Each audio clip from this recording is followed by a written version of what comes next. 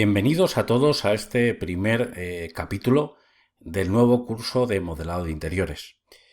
Me decidí un poquito a hacer este curso porque como me suelen enviar bastantes escenas con algún problema o con algún tema para resolver o optimización, me di cuenta que muchísimas de las escenas no tienen un buen criterio a la hora de ser modeladas. Es decir, están bien, el resultado final es correcto, pero el criterio a la hora de modelar no es excesivamente bueno. Así que se me ocurrió el hacer este curso de modelado, que es un curso relativamente sencillo, pero creo que puede ayudar muchísimo a que la gente aprenda a modelar correctamente o por lo menos aprenda a llevar un criterio.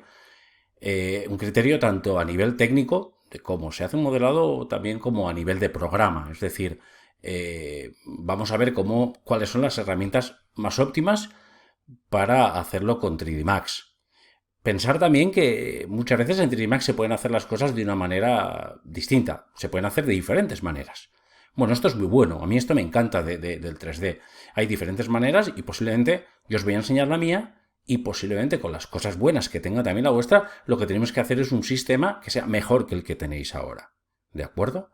Bueno, vamos a trabajar con 3D Max y que sepáis que lo que vamos a aprender en este curso es válido para cualquier motor de render. Es decir, yo trabajo fundamentalmente, ya sabéis todos, con Corona, he trabajado mucho con V-Ray, pero también sé que hay gente que trabaja con F-Storm o con otros motores y es perfectamente aplicable a cualquier motor.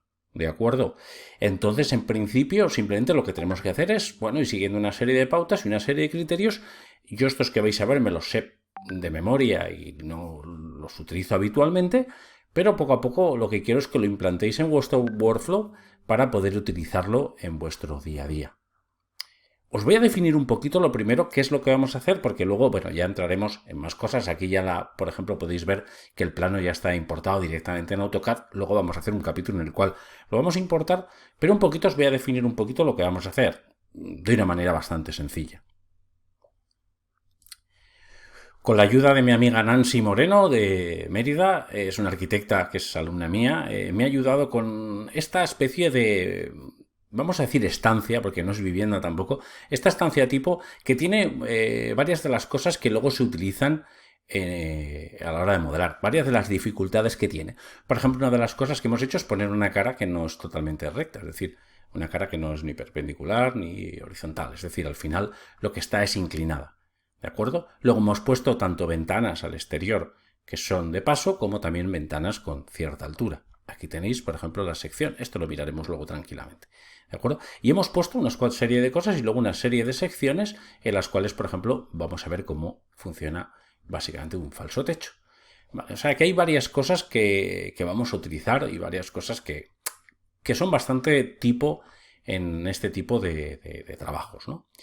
Bien, simplemente ahora lo que hemos hecho es, lo hemos importado y aunque luego va a haber un capítulo sobre importación, os quiero dar una serie de tips en este primer capítulo que son los que vamos a utilizar normalmente. Bueno, yo para modelar, básicamente lo primero que hago es con la tecla G, que la voy a pulsar aquí, es quitar el grid. Con la tecla G, porque esto ya realmente no me interesa. Fijaros, por ejemplo, que aquí, por ejemplo, tenéis, este sería el 0 de la escena, por decirlo de alguna manera, el punto 00, que coincide exactamente con el 00 que tenemos en AutoCAD. ¿Vale? Bueno, esto simplemente por tenerlo aquí, pero a mí, en principio, no me interesa. Bueno, en principio, aquí ya tenéis, yo lo que hago habitualmente, yo modelo siempre desde planta. Empiezo a modelar, mejor dicho, desde planta. Entonces, en muchísimas ocasiones, lo que voy a hacer es, realmente, lo que yo tengo aquí, lo voy a congelar para trabajar tranquilamente. Por ejemplo, esto que tengo aquí. Bueno, ¿qué es lo que ocurre? Que muchas veces a la hora de que cuando lo congelamos, ya veis que aquí no se aprecia tan claramente, ¿vale? A la hora de verlo ahí, ya no se aprecia porque el color que tiene en el freeze, bueno, pues es clarito y esto también es claro. Yo normalmente lo que hago aquí, tengo dos opciones. Normalmente la que primero hago es esta, que es más cómoda, que es que simplemente voy a Viewports, que está aquí puesta, y cuando me dice Viewport Background, simplemente lo que hago es aquí pongo un color más oscuro al 128. Listo. Entonces ya con esto ya lo veo perfectamente y ya puedo modelar, pues bueno, más tranquilamente. Es más, si yo no grabo esa configuración, porque ya veis aquí que tengo la posibilidad de grabarla, si yo no la grabo, Cuando vuelva a abrir, me dejará la de antes, que es lo que hago muchas veces. Bueno, ya veis, como no cuesta mucho, pues se puede hacer perfectamente. Esta es la primera cosa que yo hago. Es que luego, por ejemplo, yo aquí, para mí luego es muy cómodo el dibujar en esta superficie y porque veo perfectamente lo que tengo debajo. Esta es una. Bueno, ¿qué más vamos a utilizar? Por ejemplo, en la configuración, por ejemplo, que tenemos aquí en preferencias, hombre, es importante poner un número elevado de undos. Por ejemplo, yo suelo poner aproximadamente 80. Esto es una cosa que yo suelo poner y normalmente, pues bueno, la suelo dejar ahí, ¿de acuerdo? En Files, activar, por supuesto, el backup. Lo podéis poner cada más tiempo, por ejemplo, cada 30 minutos. Y sabéis que aquí lo podéis hacer como queráis más o menos. Yo lo suelo poner así. Y luego, por último, otra cosa que podéis hacer perfectamente es en Gizmos utilizar el método de rotación que queráis. Yo concretamente voy a utilizar el Legacy, el R4. Es decir, si yo por ejemplo le doy aquí a un freezeal y por ejemplo decido girar, yo lo giro sobre esto. Es decir, la diferencia con el otro, que muchísimos de vosotros lo tenéis así, perdón, en Customize en preferencias, es que la otra opción que tenéis es en Gizmos, decirle que vais a trabajar, este es el que se utiliza habitualmente. A mí personalmente, pues este como no me gusta, pero es lo mismo, ¿eh? O sea, no hay ningún problema. Yo concretamente el que utilizo es el Legacy, el 4, porque es lo que se utilizaba antiguamente. Ya sabéis que yo utilizo muchos métodos antiguos, el que se utilizaba antiguamente en 3D Max, ¿vale? Bueno, voy a volver a seleccionar todo esto y en principio le vamos a dar a congelar. Voy a utilizar muy pocos atajos de teclado. El motivo es que quiero que veáis exactamente qué es lo que estoy haciendo. Entonces me veréis muchas veces, no, esto con el atajo de teclado. Y si hago un atajo de teclado, como he hecho antes, por ejemplo, con el caso del grid, con la G, lo diré. ¿De acuerdo? Diré, oye, mira, que sepáis que este es el atajo de teclado, que es con la G. ¿De acuerdo? Entonces, por ejemplo, pues bueno, pues en este caso lo explicaré sin más para que todos lo sepáis. Bueno, más cosas que vamos a hacer. Yo concretamente, en Unit Setup, aquí en Customize, en Unit Setup, yo siempre trabajo con centímetros. Tanto en el System Unit Setup, que está aquí, pongo una unidad, 1 centímetro, como también, por ejemplo, aquí en el métrico. Es decir, son los dos. Yo podía tener dos diferentes, pero en principio lo lógico es que tengáis siempre los mismos. Además, ya sabéis que Max es un programa muy listo y si yo, por ejemplo, pues creo un box, imaginaros numéricamente, si yo, por ejemplo, aquí, como estoy trabajando en centímetros, yo siempre tengo la posibilidad de decirle, mira, no, es que yo quiero algo de 1 metro poniendo ahí una M, algo de 1 metro poniendo ahí una M, ¿habéis visto? Y hace la conversión automáticamente. Y algo, por ejemplo, de 1000 milímetros. Y también me lo convierte. Es decir, es que es muy listo.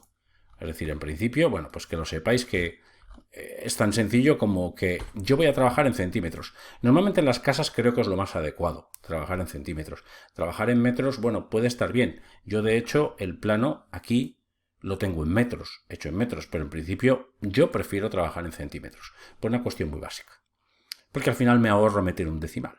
Es decir, en vez de poner 2,40, por ejemplo, para 2 metros 40, pongo 240.